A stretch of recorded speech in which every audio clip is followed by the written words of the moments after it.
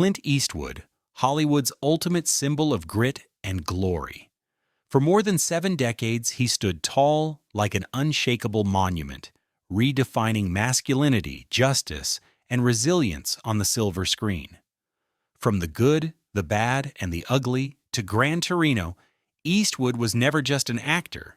He became a symbol, a force, a legacy. Millions admired him, billions recognized his name, and yet, almost no one truly understood the man behind the legend. Now at the age of 95, the world's toughest cowboy faces a tragedy no role could ever prepare him for. A silent storm has swept through his final years. Loneliness, betrayal, fading memories, and the haunting loss of those he once held closest to his heart. Behind those sharp, unwavering eyes lies a heartbreak deeper than any character he ever portrayed.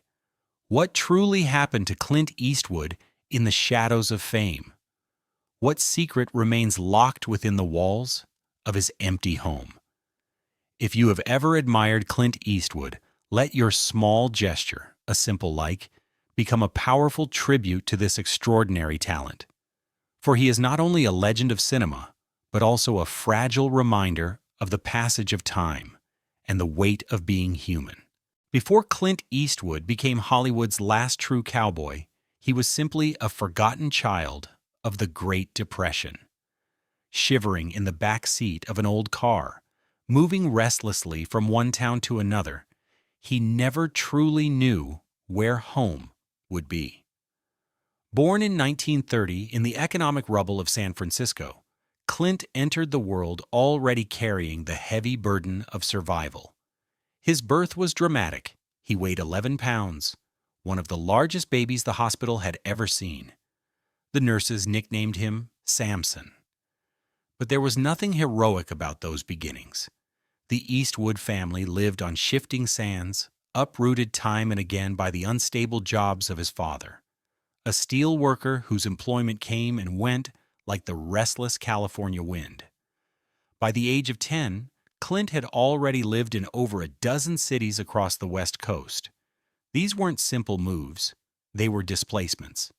Each uprooting left emotional scars, teaching him how quickly the ground beneath you could vanish. In a rare interview, Clint once admitted, "You learn not to get attached because nothing stays." Behind that quote lies a childhood shaped by cold motel beds, awkward first days at unfamiliar schools, and an aching silence that slowly hardened into the stoicism we later saw in his films. His mother, Ruth, ruled with strict discipline, while his father, Clint Sr., was a quiet, passive figure, present, but slowly drifting into resignation. That imbalance forced young Clint to rely solely on himself, forging an independence that bordered on emotional isolation. Teachers labeled him a troublemaker. He was held back a grade and eventually expelled from Piedmont High School for carving obscene drawings into school property. To the world, he looked defiant. But inside, he was a boy, gasping for stability, for connection, for something that would not disappear. School never spoke to him, but music did. At just 12 years old, Clint taught himself to play piano. He sat for hours, his fingers aching and even bleeding. But he refused to stop until the pain gave way to melody. That piano was more than an instrument. It became a metaphor for his spirit, scarred, solitary, relentless. He never dreamed of fame. What he dreamed of was being heard. Picture a teenage Clint alone in a dim garage, practicing Gershwin on a battered keyboard, while other kids chased dreams he could not afford. That was the true beginning of Clint Eastwood, not on a movie set, but on a cracked piano bench, a boy quietly building the armor he would wear for the rest of his life. By 15, he had already absorbed life's harshest truths. Love was conditional, security was temporary, and if you didn't take care of yourself, no one else would. These weren't just childhood struggles. They became the silent tragedies that shaped the man we would later call a legend. And perhaps that's why, When we see the unshakable stare of Dirty Harry or the broken dignity of Unforgiven, it never feels like performance. It feels like memory, an echo of a boy forced to grow up far too soon. Out of loneliness and instability, Clint Eastwood did not collapse, he climbed.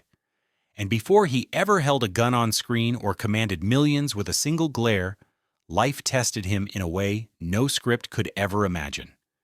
In 1951, at just 21 years old, Eastwood was serving as a swimming instructor in the U.S. Army at Fort Ord, California.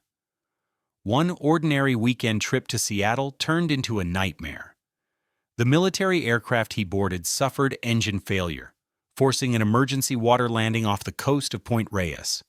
What followed was not a Hollywood scene, it was a brutal trial for survival. There were no safety vests, no clear rescue plan, just freezing waves and merciless currents. Clint had to swim for miles, 2, maybe 3, his muscles burning, lungs aching, the icy Pacific tearing at his body. Each stroke was a battle. Each breath was sharp and desperate, and yet he pressed on, driven not by fear, but by a stubborn refusal to give up. When he finally staggered onto shore, soaked and trembling from exhaustion, he was forever changed. That night, etched in silence, became a defining moment in his life. Years later, he would reflect softly. I realized how fast life could be taken away. I didn't want to waste a minute after that. It was more than survival, it was an awakening. From then on, Clint Eastwood was no longer just a man.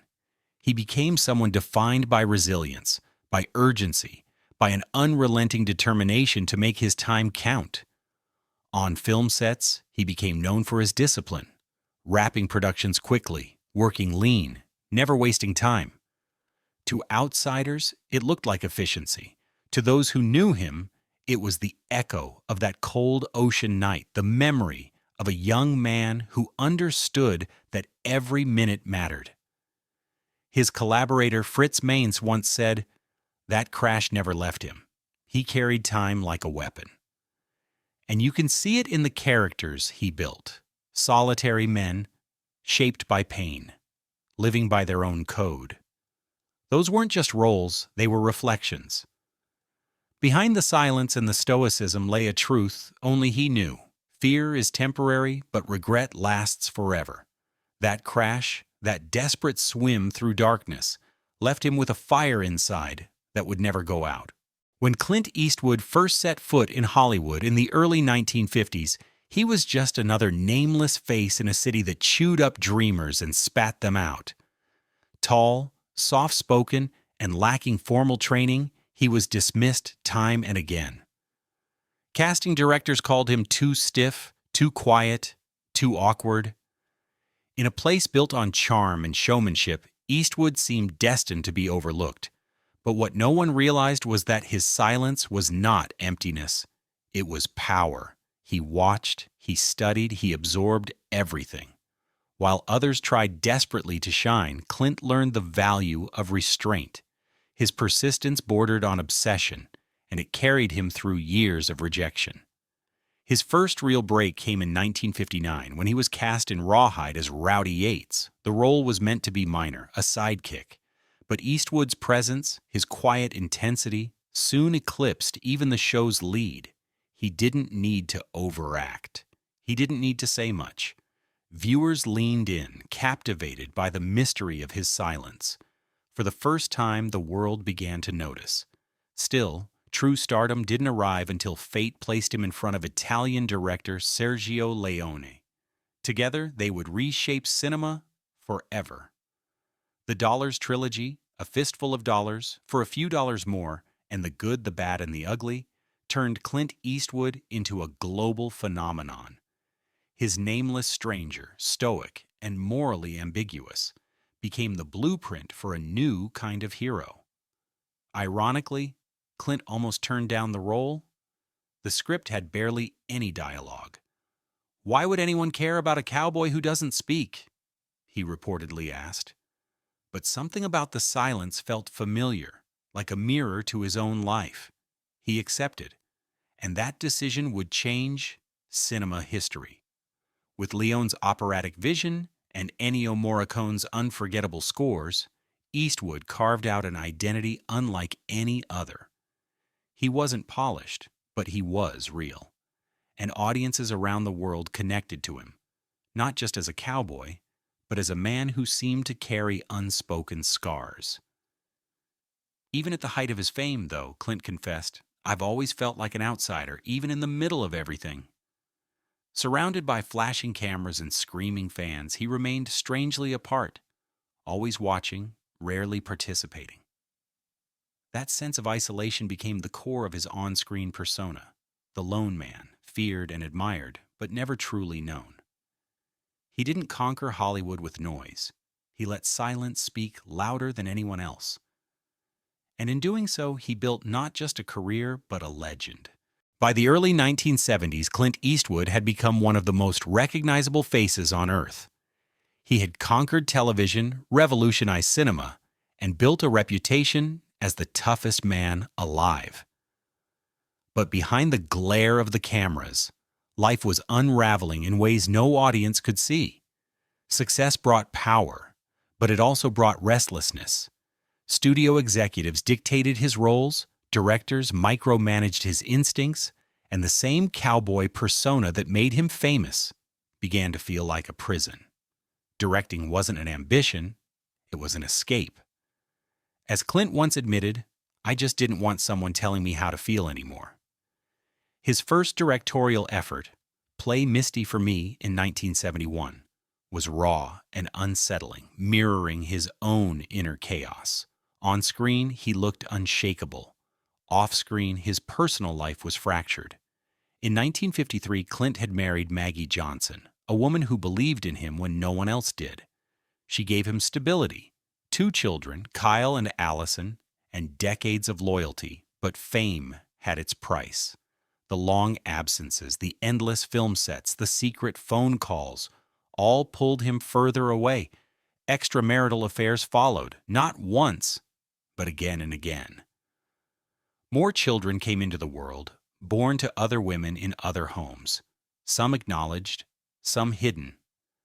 At least 6 beyond his marriage would eventually be linked to him. Kimber, Scott, Catherine, Francesca, Morgan, and even Lori, who was given up for adoption. Maggie endured the whispers, the headlines, the betrayals. But by the late 1970s, their bond had withered into silence. When they divorced in 1984 after 30 years together, it wasn't with scandal, but with sorrow. She had loved too much. He could not love enough. In private, Clint rarely spoke of Maggie again, but his films became darker, lonelier. Tightrope, Unforgiven, Confessions dressed as stories, and then came Sandra Locke. Meeting her on the set of The Outlaw Josie Wales in 1972, Clint entered into a storm he would never escape. Their relationship burned hot for 14 years. Passion and pain tangled into something neither could control. To the outside world, they looked like a golden Hollywood couple. Behind closed doors, it was possession, heartbreak, and betrayal. Sandra endured abortions, reportedly at Clint's insistence. She longed for stability, for children, but instead found herself in a relationship that consumed her.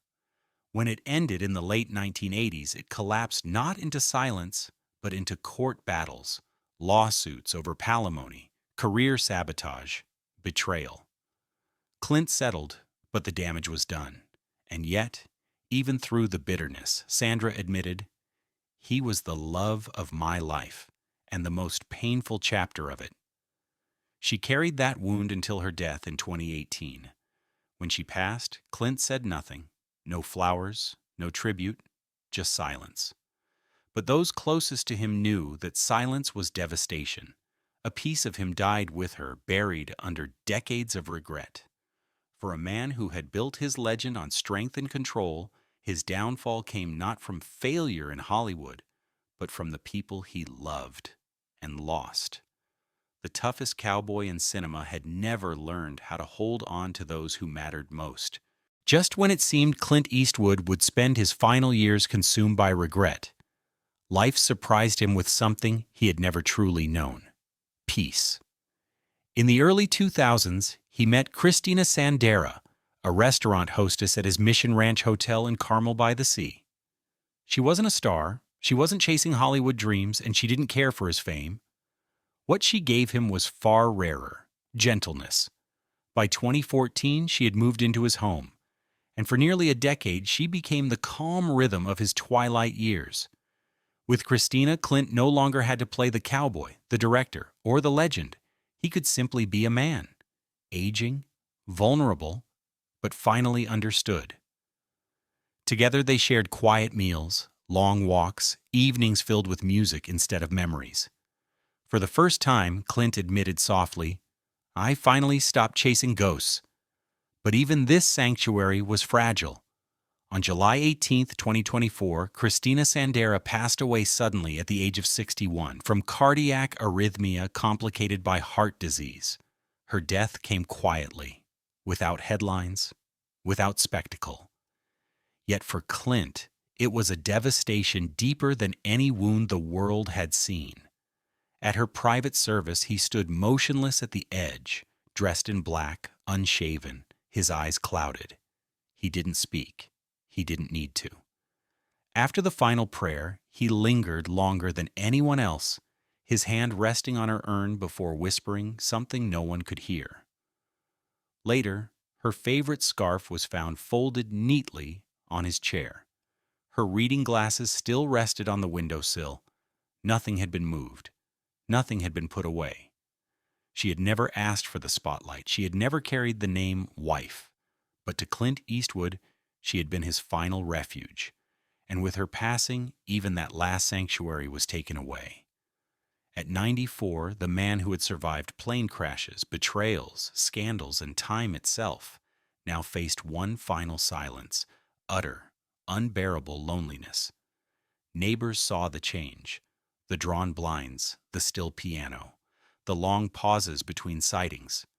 His once warm home had grown colder, echoing only with memory. Christina had given him peace. And in losing her, Clint Eastwood was reminded of the cruel truth that had followed him his entire life. Love for him always came with an expiration date. Now, at 95, Clint Eastwood spends his days in the quiet embrace of Carmel by the Sea, most often at Mission Ranch, the estate he lovingly restored in the 1980s. The rolling fields, the sheep wandering under golden California skies, the ocean stretching endlessly before him. This is where the legend has chosen to fade into memory, and yet, even in this sanctuary, ghosts remain. Every corner whispers with absence. The piano Christina once played now sits untouched. The chair where she read her favorite books remains empty. From farther back, Maggie's quiet farewell lingers. Sandra's bitterness still echoes. And the distance of children who grew up with only fragments of his presence weighs heavily. These aren't just ghosts of people. They are ghosts of choices, regrets, and missed chances. Clint himself admits, time doesn't heal, it just hardens. And perhaps that is why visitors often find him staring long at the horizon, as if waiting for someone or something he let drift too far to return. Still, Eastwood remains disciplined. He walks the grounds, meditates twice a day, eats the lean meals that have sustained him since the 1950s, and tends to the gardens with the same precision he once gave his film sets. His body is frail but steady, his mind still sharp, and his spirit, though weathered, remains quietly unbroken. Professionally, he continues to astonish. Juror No. 2 premiered in 2024, and though many assumed it would be his swan song, Clint privately suggested he is already preparing another project. "I'll work as long as I'm still learning or until I'm truly senile," he once joked, but beneath the humor lies truth. Creation has always been his way of surviving silence. And yet, for all his fame, Clint Eastwood is not surrounded by crowds in these final years. His children, Kyle, Allison, Scott, Francesca, Morgan, and others, are scattered, present in photographs and rare gatherings, but never quite close. To the public, he remains a stoic figure. To those who share his name, he is a complicated shadow, loved, but from a distance. In the end, perhaps that is his most honest legacy. Not the Oscars, not the box office records, not even the unforgettable films, but the reminder that even legends are human, flawed, fractured, haunted, but authentic. Clint Eastwood showed the world that courage does not always roar. Sometimes it simply endures. Through his films, he gave voice to the forgotten, dignity to the flawed, and beauty to silence. He taught us that a man can be broken and still stand tall. That redemption does not erase regret, but walks beside it. And that strength is not about perfection, it is about persistence. So when we remember Clint Eastwood, let it not be only for the cowboys and the killers, the glares, and the guns. Let it be for the man behind them, the boy who survived displacement, the soldier who swam through death, the artist who confessed through silence, and the human being who stumbled, loved, lost, and endured. Because his greatest gift to us was never invincibility, it was vulnerability, the truth that even the hardest men carry scars, and that even in solitude, even in regret, there is still dignity in simply enduring. That is Clint Eastwood's true legacy. Clint Eastwood's life reminds us of something both heartbreaking and profoundly human. No matter how strong we appear, no matter how high we climb, we cannot escape the fragility of love, of time, of memory. His journey was never about perfection. It was about survival, persistence, and the quiet courage to keep moving forward even when burdened with scars. Yes, he stumbled. He hurt others. He lost more than he could ever reclaim. But he also created stories that helped millions feel less alone. He gave us characters who bled silently, who carried their wounds with dignity, who taught us that strength is not the absence of pain, but the decision to keep going in spite of it. At 95, Clint Eastwood no longer stands as just a Hollywood legend. He stands as a reminder that life is fleeting, that love is fragile, that even the toughest cowboy must one day face the silence of an empty home. And yet, within that silence, his legacy endures, not only in film reels and awards, but in the hearts of those who found pieces of themselves in his stories. Perhaps that is the truest measure of greatness, not applause, not fame, but the ability to touch others in ways that outlive time itself. Because in the end, Clint Eastwood showed us a truth we all must face. Even legends are human. And that, more than anything, is why he will never be forgotten.